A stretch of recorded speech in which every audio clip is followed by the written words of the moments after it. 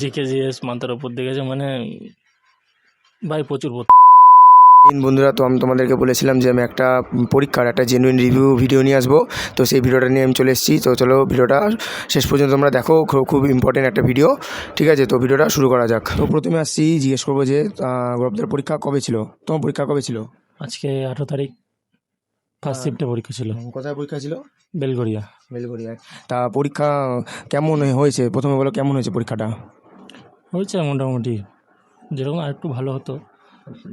আচ্ছা, তা এবার মেন আসছে একদম বিষয়ে যে প্রথমে রিজনিংটা কেমন হয়েছে? রিজনিং সোজা কথা বলতে লেন্দি ছিল, যে ক্যালকুলেটিভ জানো ভালো মতো তো সে তাড়াতাড়ি করতে পারবে, নাহলে টাইম টেকিং, সব কিছুই ছিল টাইম টেকিংয়ে। আর তার মধ্যে তোমার কোডিং ডিকোডিং এইসবই ছিল, ইজি ছিল, তবে টাইম টেকিং এই আর কিছু না। আর বাকিরা যেরকম বলছিল যে ক্যালেন্ডার আর ঘড়ি থেকে যে কোশ্চেন আসছে, সেরকম কি কোশ্চেন তুমি পেয়েছো?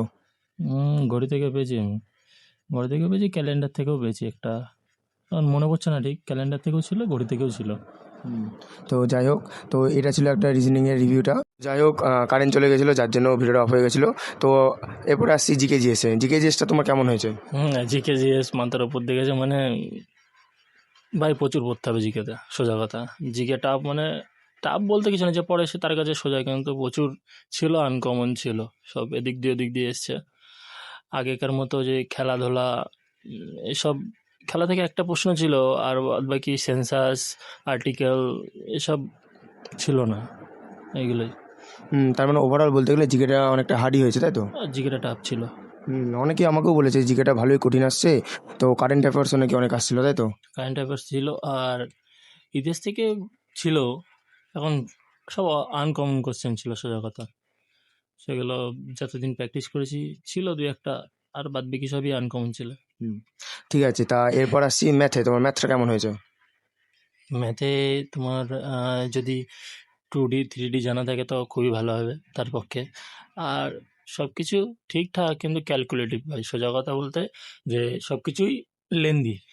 মানে এখন পরীক্ষাগুলো আর আগেকার মতো ইজি কোশ্চেনের উপর আসছে না, তাই তো? পুরোটাই একদম ক্যালকুলেটিভ আসছে পরীক্ষা।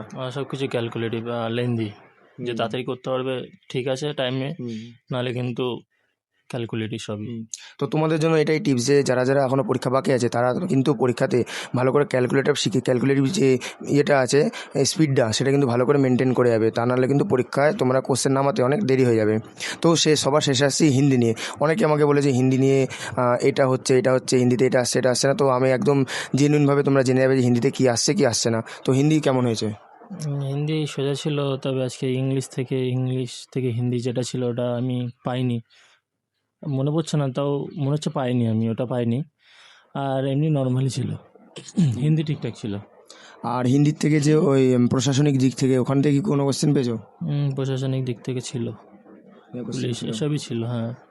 আর এমনি ওভারঅল হিন্দির লেভেল কেমন ছিল? যে খুবই হার্ড না খুব মডারেট লেভেলে? মডারেট লেভেলে, হার্ডও না খুব ইজিও না, মডারেট ভাই। মানে যারা বাড়িতে মক টেস্টে মিনিমাম 1500টা করে ফেলে, তারা ইজিলি করে ফেলতে পারবে তো? পারবে। কোশ্চেন দেখে বুঝতে হবে, কোশ্চেনগুলো ইজি আসছে কিন্তু ঘুরি পেঁচে আসছে এগুলো, ঠিক আছে, পড়তে হবে ভালো করে বারবার, তাহলে বুঝতে পারবে।